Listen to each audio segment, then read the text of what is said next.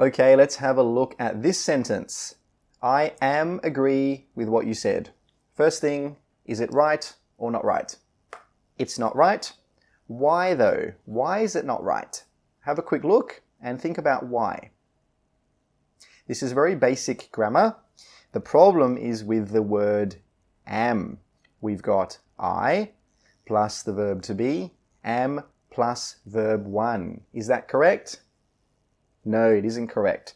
And if you've done our grammar course, you would know that. And if you've done our English patterns course, you would also know that. So how do we fix this? We simply remove am. Subject plus verb 1 is correct.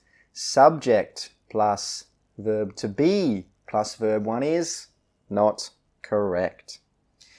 Verb to be plus verb 1, not correct, guys. We just need subject plus verb 1. Very, very simple pattern, but it's a pattern that a lot of students get wrong, so make sure you don't get it wrong because it's very easy, very simple to fix. So here are some more examples. He studies at university. We don't say he is studying at university. No, not correct. However, we could say he is studying. Correct. Well done. Because we can say is plus verb ing. That's fine. They work in a bank. Simple, subject plus verb 1. I think that's a great idea. We don't say I am think.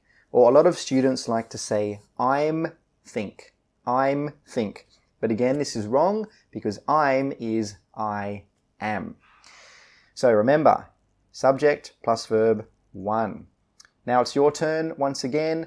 Make some of your own sentences. I, he, the dogs. And remember, share your sentences with the community.